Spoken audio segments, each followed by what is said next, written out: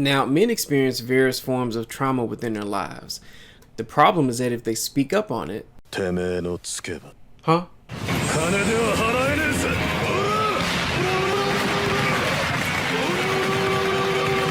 You might get knocked out by men or women. It's just kind of what it is. The problem is that, as I'm going to explain in this section of the video, heavy trauma, unresolved, can lead to unfortunate outcomes for many people. And the system that we have unintentionally encourages it. Exhibit A. One of the forms of trauma that men experience as young boys or teens is sexual abuse. What makes this one so tricky is that there are certain beliefs about men that can almost encourage it to some extent. So there's a video of D. Ray Davis being interviewed by Vlad TV. And in this particular interview, there's a particular video where he's talking about his own experience with sexual abuse and how the women, the two women that basically sexually abused him, they felt like he wasn't being raised correctly. And I guess apparently molesting him was the way to do it. And Vlad kind of cut him off and was like, two women?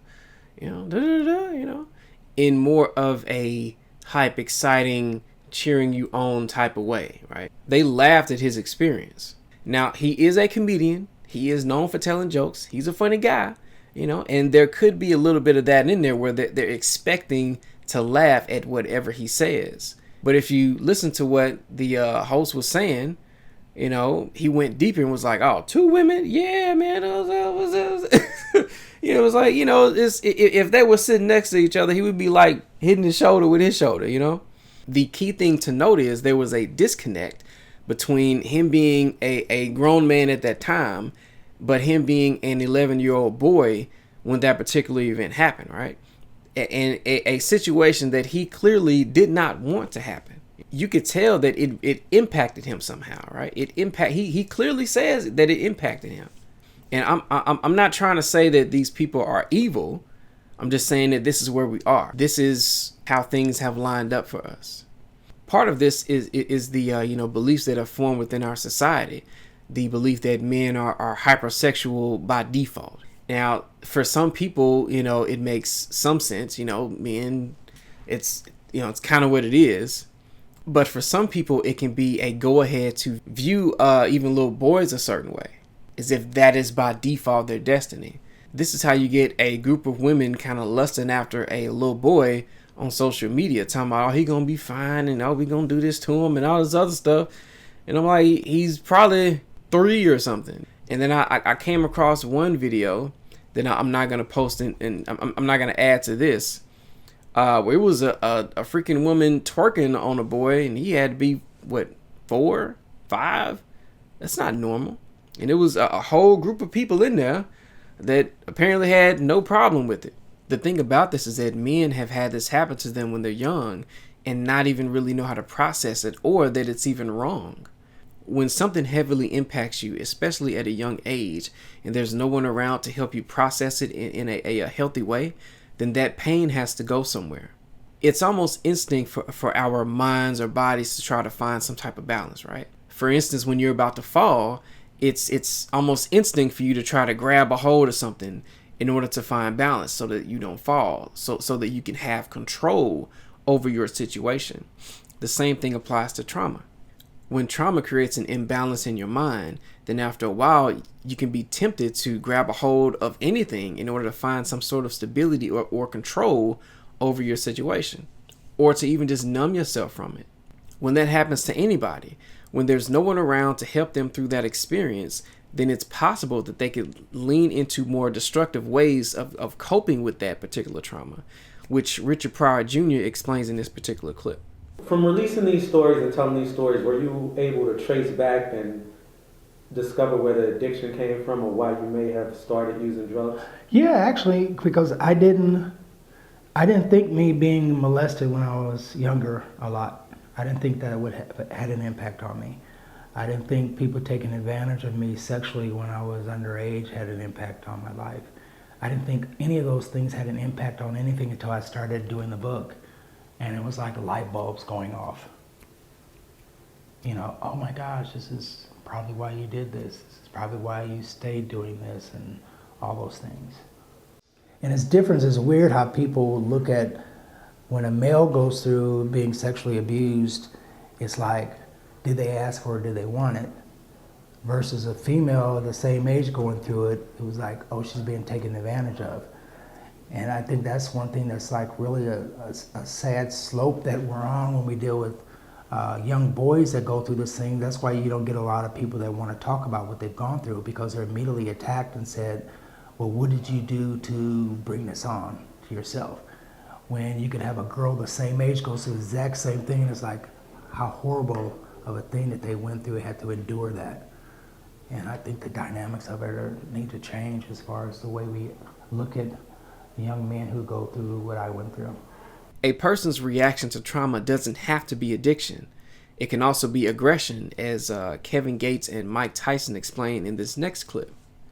I grew up real violent and real aggressive, not because I wanted to be, but I was molested when I was a child. So I had this fear of being vulnerable. So I took every kind of martial arts you could take, and I even boxed, I did everything. And I wanted to be the toughest person on earth. But writing and making music was always an escape for me. Like I never had the nuts to come out and say that. This is my first time saying this today since I've been. Yeah, but I know that route too. Why do you think I became the meanest motherfucker on the planet? Somebody did something to me. Yes, sir. And I didn't want it to happen again. So I became this guy. Yeah. Take it to the furthest extent. Yeah. This next situation is easily one of the worst possibilities. So pretty much everybody knows what happened with R. Kelly, right? He has some issues with seeking underage women. He documented it, and after several trials, he actually went to prison. But what many may not know is that even R. Kelly was a victim of sexual abuse when he was young. And yes, I was molested when I was from 7 on to maybe 13, 14 or something like that by people in my family. So, you know, I really think it's a generational curse, you know, because it goes on in the black community, I believe, because as I grew up, I would ask a whole lot of people that I had met, have they ever been, you know, and they would say, yeah, as a matter of fact, I have, yeah. You know, some can remember, some can't remember quite detail-wise, but I remember. It was his own sister, you know, and more than likely, somebody did it to her. But when it comes to him, this happened for years, a decent amount of time. As he describes it, he actually started to enjoy it after a while. You know, so he was almost programmed to be destructive. He had no father, no assistance, no way to understand what was happening to him, that it was wrong, and no way to really get the help that he needed to process it in a positive way. So unfortunately, he ended up becoming his predator. He became the villain that victimized him when he was young. Absolutely terrible, right? You know, and I'm not taking up for him in any kind of way. I'm just saying we have to understand how some of this stuff happens so that hopefully we can minimize how often it happens. Of course, unresolved trauma isn't limited to sexual abuse. There are various different things that can impact us in our belief systems in different ways. Some time ago, I lost a decent amount of family members, right? It was almost like back to back, like people just kept passing away for various reasons, right?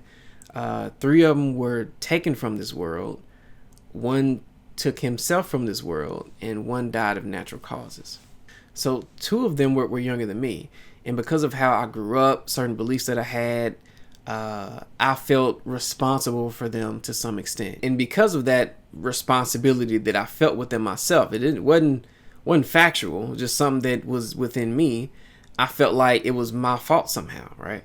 Like what didn't I say, right? Like why didn't I speak to them more often and try to lead them in a different direction? And after a while, I took on a belief that was like, what value do I have as a man if I can't protect the people that I care about?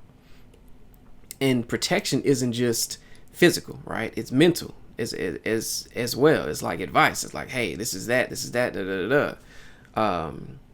And over time, it kind of weighed me down, and I lost the excitement for life to some extent. At one of the funerals, I saw my cousin. He was kind of just grieving heavily. He was crying and everything, just kind of letting it out. And for me seeing that, it's like I was almost jealous. Like how do you openly grieve like that? How do you grieve at all? How? Because in my mind, it's like a wall. You know what I'm saying? It's like, hey, what you doing? You're going too far. Something that would stop me from even being able to cry about something that is worthy of tears. And I mean, like right now, maybe it's because I've taken acting classes. I don't know, but I can think of certain events, certain situations, certain connections, and draw tears, right? But these are happy tears. I'm happy for these people in my life. I'm happy that they've gotten so far and done this and done that. My cousins are basically like my brothers, So when I think about some of the things that they've accomplished, it's like deep, you know what I'm saying? It's happy tears. I that is easy. But when it comes to something that has impacted me on a so deep level and has caused a lot of inner pain, I can't let it out. It's like a wall right there. You know what I'm saying? Why is it that I can cry tears of joy instantly, but tears of pain, they're blocked, right? And society, family, whatever the hell you want to call it, has almost placed sort of a system within most men, much of it out of necessity, where it's like you can't release any type of tears. You can't be vulnerable. And it's so wild because there have been multiple situations that I've dealt with where it's like, okay, this is a worthy moment. I'm feeling emotional pain. Now is the time, right? But I can't release those tears of pain, right? Even by myself, when nobody's around. As a man, if I shed tears of pain, it means I'm vulnerable. If I'm vulnerable, that means I'm weak. If I'm weak, that means I'm of low value. And if I'm of low value, that means I'm unworthy of love. And everybody wants love, right? Yeah. So as a man, with this particular hardline programming, how can you share tears of pain during legitimate scenarios if doing so means you are of low value and you are unworthy of love? I don't know. If you got like a lot of pent up crap going on and you can't properly release it, after a while it has to go somewhere, right? And for me, I remember one time I had so much going on and I didn't really process it correctly. I let out some type of sound where I basically sounded like an undocumented animal. Get out of here! Come on! I gotta get out of here! Help me! And this really highlights the importance of a healthy way to let off some of that pain, like let off some of that steam. You know what I'm saying? If I didn't have, like a friend here or there that I could communicate with about what I was dealing with, I don't know what would happen.